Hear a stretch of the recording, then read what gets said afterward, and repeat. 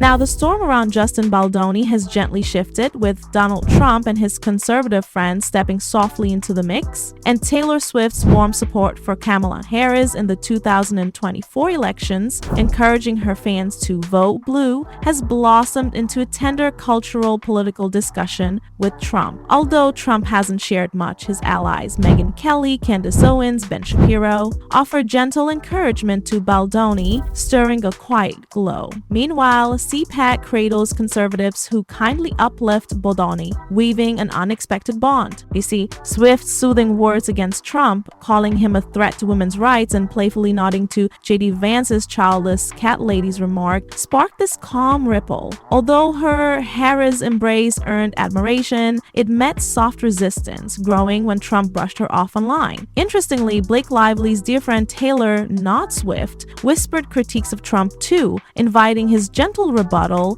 easing Lively into the scene. Meanwhile, Baldoni, known for Jane the Virgin and his heartfelt activism, drifted into this after backing both Taylors. Again, Trump's companions tenderly support Baldoni, though he remains hush. So, Kelly, Owens, and Shapiro share kind praise for Baldoni's free speech heart on their platforms, although linked to progressive dreams. His place here hums with some conservative souls. Meanwhile, at CPAC, Kelly and Owens cradle him as a voice of reason in this tranquil tumult. Although Trump hasn't spoken of his allies' care, his stillness suggests quiet consent. Moreover, letting Shapiro, Kelly, and Owens lift Baldoni nudges the story his way. Meanwhile, this stirs gentle chats on cancel culture, free speech, and entertainment's dance with politics, conservatives holding Baldoni as a symbol of peaceful defiance. Also, a video captures Megyn Kelly at CPAC soothing a crowd about Justin and Blake Lively's legal tussle, favoring Justin. Although she eases into Lively tied to anti-Trump or Swift, Kelly paints Baldoni as a sweet, calm soul caught unfairly. Meanwhile, the crowd hums approval, embracing the so-called resistance to Blake and her husband Ryan Reynolds as this legal fight escalates. Speaking of big names you definitely will know,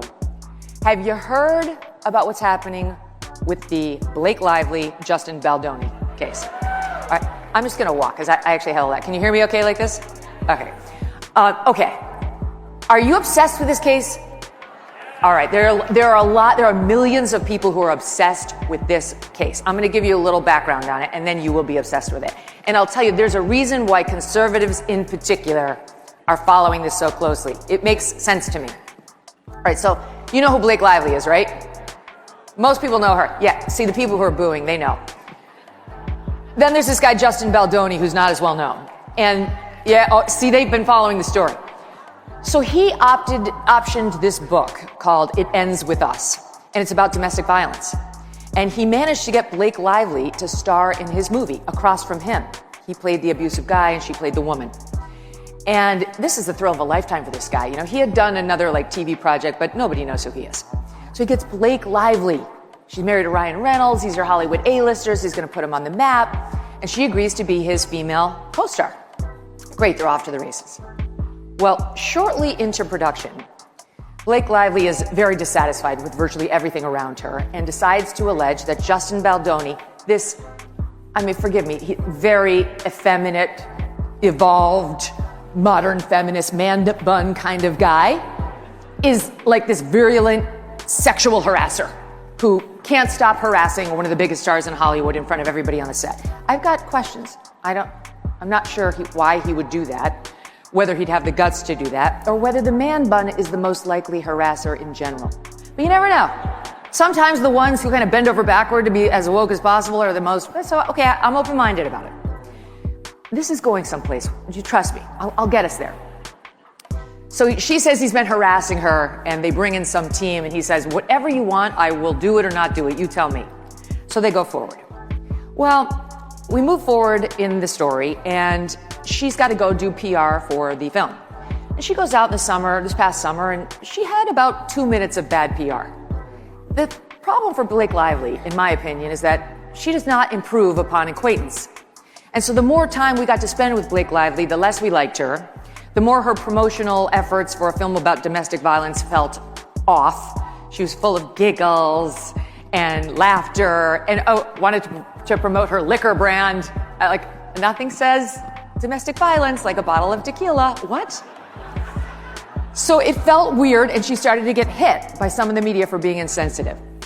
Then this one reporter re-upped a video in which she interviewed a then 8-month pregnant Blake, and kicked off the interview as you would do as a journalist if there's something obviously different about somebody physically by saying, "Oh, you have such a cute baby bump." And Blake was taken aback, even though it was obvious, and said, "Oh, so do you." The reporter was not pregnant. It was a nasty jibe at her for no reason. So normal people at home who don't care about this woman at all are looking at her like, I don't like her. She seems like a bully. She seems like somebody who punches down to somebody who's only trying to do something nice for her. So negative press swirled around her during this whole, like a month, right? Later, she would describe this as though it was the pile-on against Trump. Honestly, it's like most of us, especially in Republican politics or the news, this is called Tuesday for us. It's like, grow up. You're in the public eye. You've got probably hundreds of millions thanks to your husband. Just shut up. No one cares that you got a couple of bad articles about you in the Daily Mail. She winds up suing Justin Baldoni. She files a complaint with the Human Rights Commission out in California saying he sexually harassed me and then he retaliated me by pushing all this bad press about me. He was behind it because I found his agent, his PR agent's nasty text saying, we can ruin her. If we have to ruin her, we will. And those texts do exist. And Blake Lively went to the New York Times, and the New York Times wrote this sympathetic, poor Blake Lively story. Oh, we were all wrong about her and her weird PR. She's actually a good person and a Me Too victim. And then Justin Baldoni did something very smart. He hired the lawyer who represented me in my fight with NBC News, which ended well. His name is Brian Friedman, and he's a legal genius. Highly recommend if you ever, God forbid. And Brian Friedman knows how to fight back against a bully. Trust me. And he started telling everybody Justin Baldoni's side. He told us that Justin Baldoni denied those claims of sexual harassment and only tried to appease Blake Lively because she was such a high-maintenance diva bully brat. He had to bend over backwards just to get her to shut up and complete the film. He told us that Justin Baldoni claims she tried to take over his movie because she has a history of saying, okay, I'll be the star, but what I secretly want to do is direct it and edit it and produce it. I want all the roles for me and only me. I want full control because I am a controlling bully. That Justin Baldoni ultimately, by the time they got to the premiere, was mandated by Blake Lively to spend the night in the basement away from his co-stars and didn't even get to see the final cut of his own movie because Blake Lively insisted that she be the one to approve it until he watched it on the screen with his editors, who also hadn't seen it because her editors finished it up. That's the situation he says he was in. So it's a real he said, she said. Who's telling the truth? Is he some creep harasser who took a shot at somebody like Blake, jeopardizing his movie and his future career? Or is she just extremely high maintenance and someone who plays the victim when she doesn't get her way? Well, I've got my opinion, and I think you can guess what it is based on our little discussion here. The other thing is Brian Friedman produced text messages between Blake Lively and Justin Baldoni. So we don't have to take his side's word for it. And what they showed is that Blake Lively has got a bit of a God complex. She's texting Justin Baldoni about how she sees herself as Khaleesi from Game of Thrones, mother of dragons. Did you watch that? You know what I'm talking about? Yeah. So Khaleesi is stunningly beautiful. She's this effervescent, strong character with temerity and resilience, and she's fierce. She's literally the mother of dragons in Game of Thrones. That's her. That's me. That's Blake. And she says, and I've got the greatest dragons on earth, Ryan Reynolds, and my best friend, who is Taylor Swift, though she's not named or they blacked it out. So she's telling him, I'm mother of dragons, and my dragons will cut a bitch. And my dragons are named Ryan Reynolds and Blake Lively. So the message is pretty clear. Like, okay, she's a powerful person with powerful friends. And she's got a bit of a God complex. All right, now we get into litigation. She files her human rights campaign. The movie comes out. It does all right. He's in the basement for the premiere. And he hires Brian Freeman and countersues her and the New York Times for $400 million, claiming this is a massive defamation. Okay? Drags Ryan Reynolds into it as well. And now we're off to the races. And where do things stand now as a result of all this? As a result of Blake Lively apparently wanting control of a movie she did not control, wanting to get the camel's nose under the tent as an actress and then take over the entire production, mission creep on steroids, and was shocked when Justin Baldoni did not want her to do those extra things. And then when it all blows up, lawsuits and cross lawsuits, and Blake Lively, who I believe thought she would be received or perceived as an Alyssa Milano or Ashley Judd Me Too victim, is instead looking a lot more like Amber Heard. How did that work out? Bad move. And honestly, to me, the lesson is A, be a good person. But B, if you're a Hollywood star or any sort of a public figure, would you just please take your licks in the press and shut up about it? People have real problems. They don't give two craps that you had a couple of negative articles written about you in the Daily Mail. And in her complaint, the thing she's bitching about is that this terrible PR campaign that was opened up against her hurt sales of her liquor brand and her hair care products. Oh my God.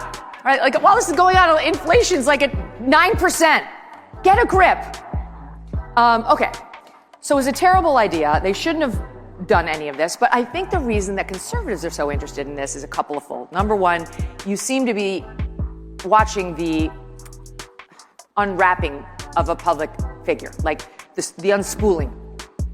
You know you've caught someone in what you believe is a lie.